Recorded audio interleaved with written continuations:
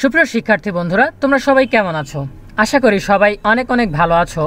তোমরা জানো যে বর্তমান সময়ে শিক্ষা পরিস্থিতিতে দুইটা বিষয় নিয়ে দোটানা চলছে। একটা হচ্ছে এইচএসসি 2024 এই ব্যাচের সংক্ষিপ্ত সিলেবাস দেয়া হবে কিনা। শিক্ষার্থীরা বলছে সংক্ষিপ্ত সিলেবাস দেয়া হোক, কিন্তু এই সম্পর্কে কোনো আপডেট এখনও জানা যায়নি। দ্বিতীয়ত যে বিষয়টা সেটা হচ্ছে এইচএসসি 2023 এই ব্যাচের পরীক্ষার মানবন্টন কত হবে।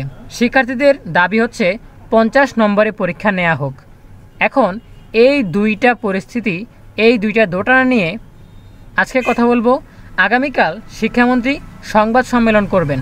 এখন সংবাদ সম্মেলন কী নিয়ে কথা হবে, এই দুইটা বিষয় তখন উঠে আসবে কিনা সে বিষয়ে বিস্তারিত জানা যাবে আজকের ভিডিও থেকে। ভিডিও শুরু করার আগে সবার কাছে ছোট্ট একটা রিকোয়েস্ট করছি, যারা এখনও আমাদের চ্যানেলটিকে সাবস্ক্রাইব করনি তারা এখনই সাবস্ক্রাইব করে রাখো, তাহলে পরবর্তীতে তোমাদের জন্য প্রয়োজনীয় সকল শিক্ষণীয় আপডেট সবার আগে পেয়ে যাবে। আর যারা অলরেডি সাবস্ক্রাইব করেছো তোমাদের সবাইকে জানাচ্ছি অসংখ্য ধন্যবাদ। তোমরা অনেকেই আমার কাছে জানতে চেয়েছো যে এইচএসসি 2024 সংক্ষিপ্ত সিলেবাস কবে দেয়া হবে বা আদৌ দেয়া হবে কি না। এ বিষয়ে নিশ্চিত কোনো তথ্য আমি তোমাদেরকে জানাতে পারিনি। আবার অনেকেই কমেন্ট করেছো যে 50 নম্বরের পরীক্ষা নেওয়া হোক এইচএসসি 2023। এটা নিয়েও অনেক কমেন্ট পেয়েছি আমি। ইনবক্সেও অনেকে মেসেজ দিয়েছো যে 50 নম্বরের পরীক্ষা নেওয়া হোক। এখন এই দুইটা বিষয় তোমাদেরকে আমি ক্লিয়ারলি বলতে পারছি না, কারণ শিক্ষামন্ত্রী নিশ্চিতভাবে কোনো তথ্য দেয়নি। ঠিক আছে, তো আগামীকাল যেহেতু সংবাদ সম্মেলন হচ্ছে, শিক্ষামন্ত্রী সংবাদ সম্মেলন এর ঘোষণা দিয়েছে, তাই আগামীকালের সংবাদ সম্মেলনটা কী নিয়ে, সেখানে এই দুইটা বিষয় উঠে আসবে কি না সেটা নিয়ে আমরা এখন আলোচনা করব। তো এখানে সংবাদের শিরোনাম হচ্ছে এইচএসসির বিষয়ে শিক্ষামন্ত্রীর সংবাদ সম্মেলন মঙ্গলবার, অর্থাৎ আজকে হচ্ছে সোমবার, আগামীকাল।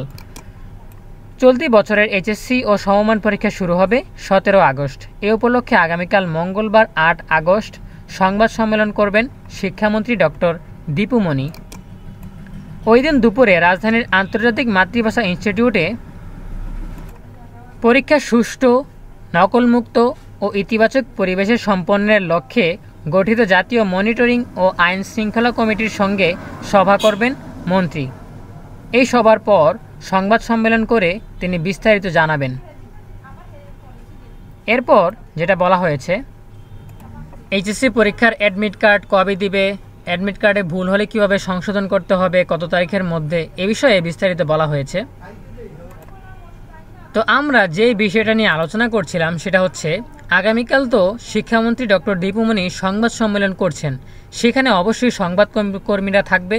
তো সংবাদকর্মীরা নিজেরাও এই দুইটা বিষয় নিয়ে দ্বিধান্বিত, কারণ শিক্ষামন্ত্রী ডক্টর দীপু মনি বলেছিলেন যে এসএসসি 2024 পরিমার্জিত সিলেবাস বা সংক্ষিপ্ত সিলেবাস দেওয়া হবে, 1 সপ্তাহের মধ্যে দেওয়ার কথা, কিন্তু 1 সপ্তাহ পার হয়ে গেছে, এখন পর্যন্ত কোনো আপডেট জানানো হয়নি।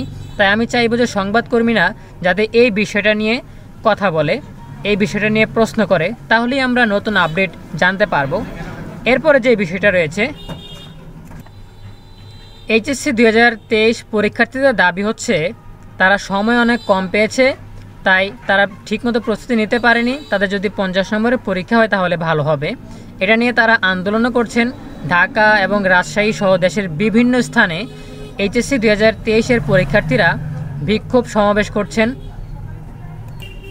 এখন তাদের দাবি শিক্ষা মন্ত্রণালয় বা শিক্ষা বোর্ড মেনে নেবে কিনা সেটা নিয়েও আশা করি সংবাদকর্মীরা সংবাদ সম্মেলনে প্রশ্ন করবেন বা এই বিষয়টাকে তুলে ধরবেন।